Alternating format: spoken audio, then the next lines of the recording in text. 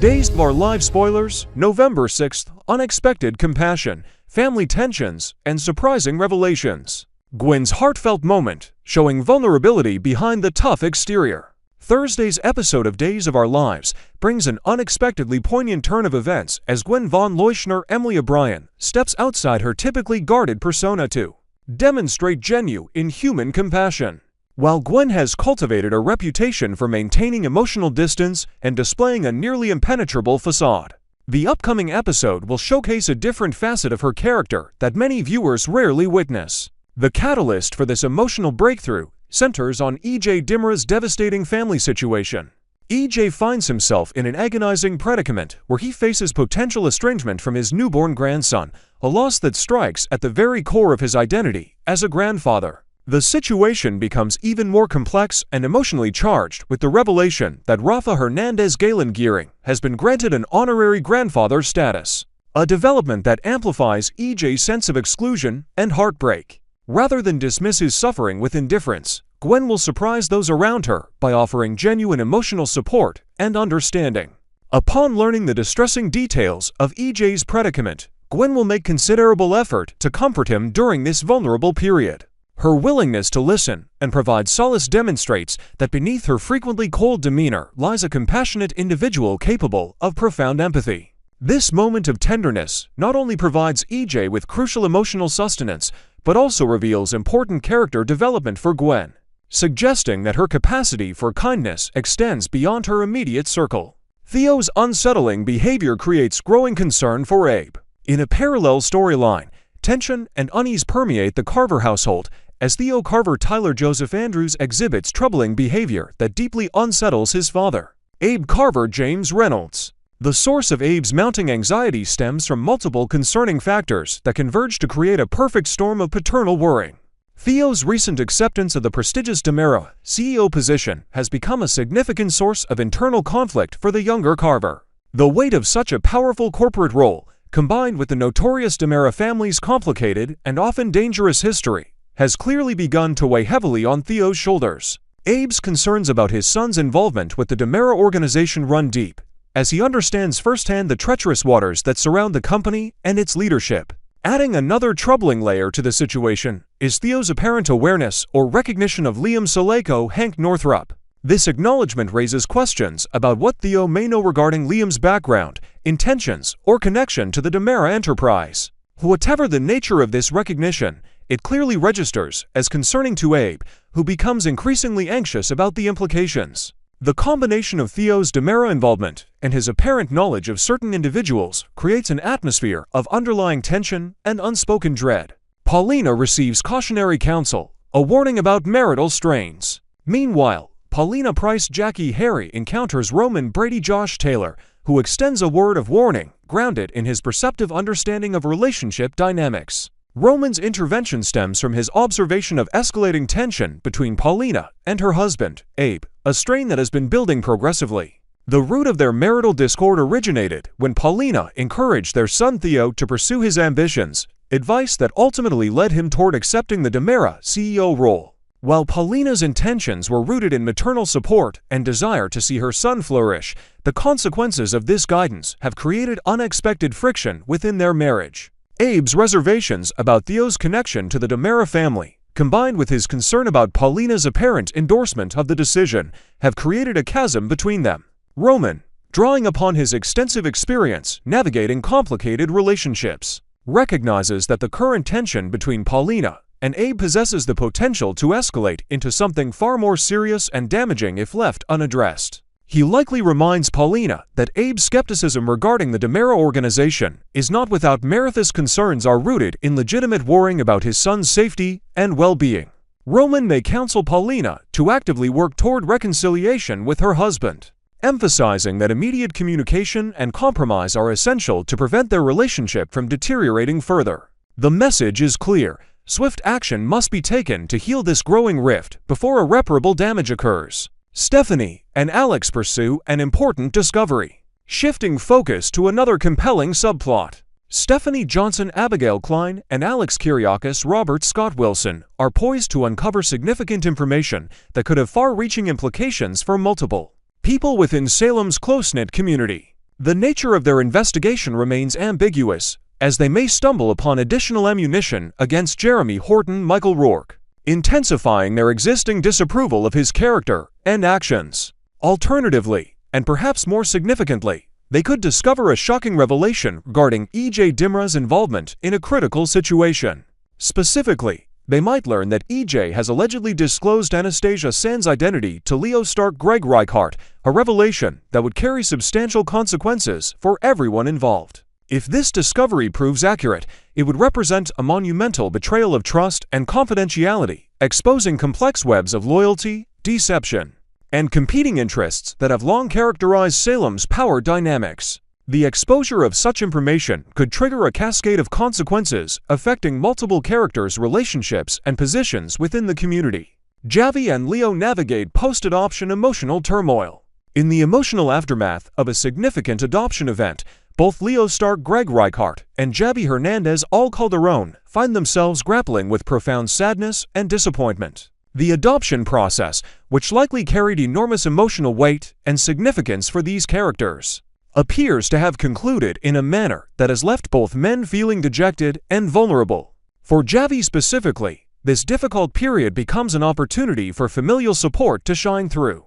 His cousin, Gabby Hernandez Sherry Jimenez, recognizes his emotional distress and mobilizes to provide meaningful assistance during this challenging time. Gabby's intervention demonstrates the importance of family bonds and the sustaining power of having loved ones who are willing to stand beside you during moments of genuine hardship and despair. Through Gabby's supportive presence and practical help, Javi finds solace and renewed strength, reinforcing the message that even in Salem's most turbulent moments, familial connection can provide the foundation necessary to endure emotional trials. Part 2. Days of Our Lives: A Bittersweet Farewell, A New Beginning. Love, loss, and unexpected revelations shake Salem. Wednesday, November 5, 2025, a day that began with tears in Salem ended with promises of new beginnings. Days of Our Lives delivered one of its most emotional episodes in recent memory, weaving heartbreak, hope, and intrigue across several families, from the Hernandez household's painful goodbye to Tesoro to E.J. Dimra's quiet schemes and the tender joy of Johnny and Chanel naming their newborn son.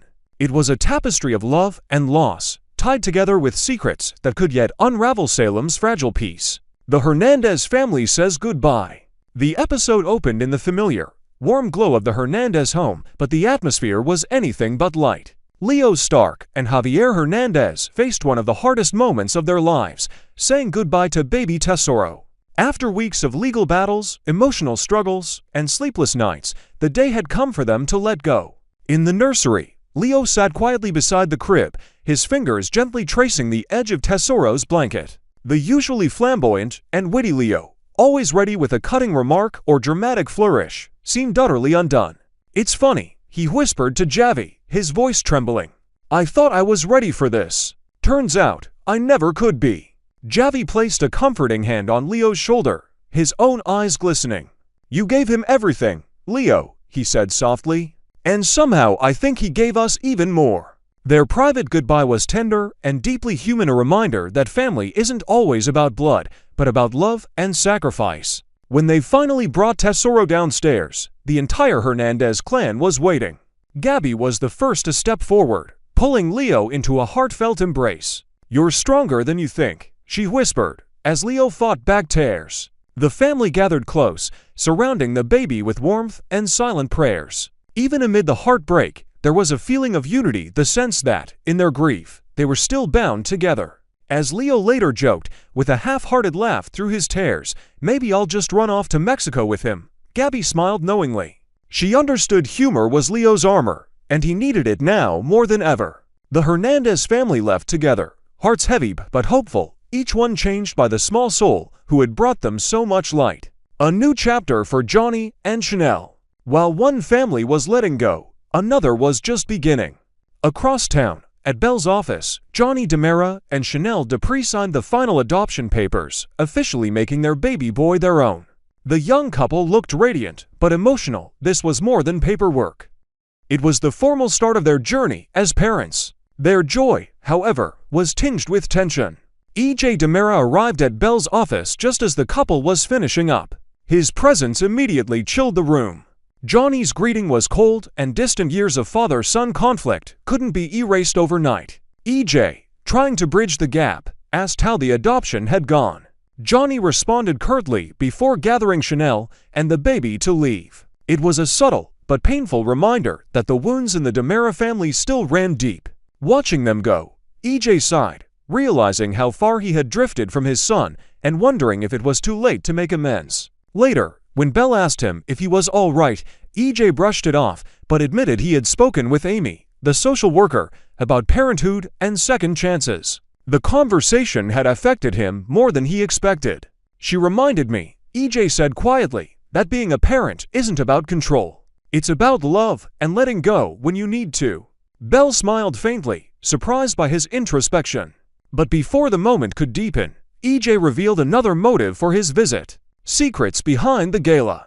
EJ told Belle he wanted to publicly acknowledge John Black's legacy at the upcoming hospital gala. His tone was sincere, his words carefully chosen, but this is Salem, and sincerity often comes with strings attached. Belle was touched by the gesture and said she'd need to discuss it with her family. What Belle didn't know was that EJ had already been on the phone with Rita earlier that day.